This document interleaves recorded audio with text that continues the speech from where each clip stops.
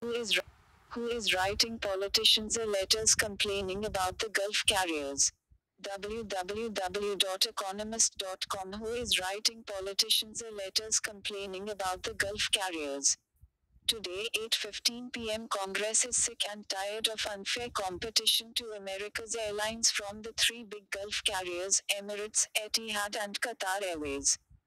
So on June 28, 17 representatives from the state of Illinois wrote a letter to the Secretaries of State, Transportation and Commerce complaining about the subsidies these airlines receive from the United Arab Emirates and Qatar. Illinois is home to one of the America's biggest hubs, O'Hare International in Chicago. Nearly 25,000 people in the state are employed by American Airlines, United and Delta.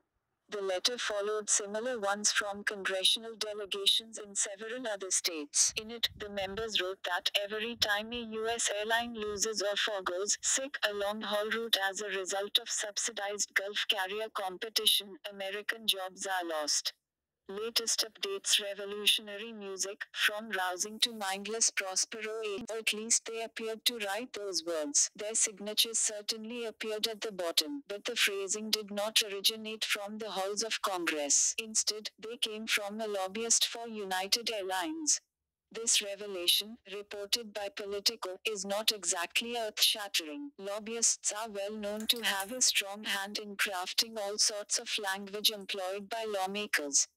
But according to Politico, the letter is almost identical to a draft written by the United lobbyist, and it sheds further light on the extent to which the political battle against the Gulf Airlines is driven by the business concerns of America's big carriers.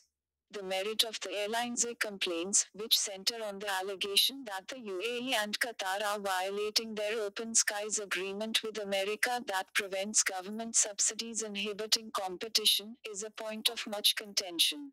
The Gulf carriers, of course, deny it, saying they benefit from favorable geography, limited financial and policy support from the governments, and low wages in the region, and that anyway, Chapter 11 protection in the America amounts to the same kind of government backing.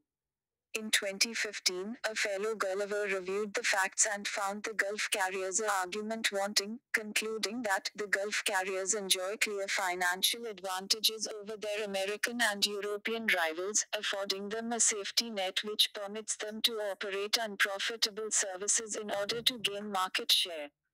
The travel and aviation blogger Gary Leff has consistently made the opposite case, arguing that America's airlines are so deeply subsidized by and intertwined with the government that their complaint is hypocritical, and that the push for government action against Etihad, Emirates, and Qatar is pure self-interest at the expense of U.S. consumers.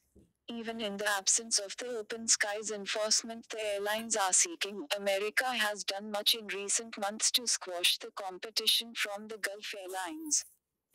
President Trump's administration has banned nationals of several countries in or near the Middle East from entering the United States, a stuttering process, as courts have alternately halted and allowed the bans, prohibited laptops and tablets in the cabins of planes coming from Middle Eastern airports, and supported an embargo on Qatar that has complicated flight routes for airlines in that country. All of this has put substantial pressure on the region's airlines. Emirates cut service to America by 20% after the electronics ban, and repercussions from the Qatar embargo will likely prove worse. The Gulf carriers are fighting back, both with legalistic responses to the airlines' allegations and less formal rhetoric. Last week, the Qatar Airways boss took aim at his American competitors, calling them crap and comparing their flight attendants to grandmothers. His own cabin crew, he boasted, has an average age of 26. If America does not take retaliatory action against the Gulf carriers for violating the Open Skies Agreement, perhaps it could do so for violating basic human decency. But members of Congress would be well advised to write their condemnation in their own words. Comments. Visit website.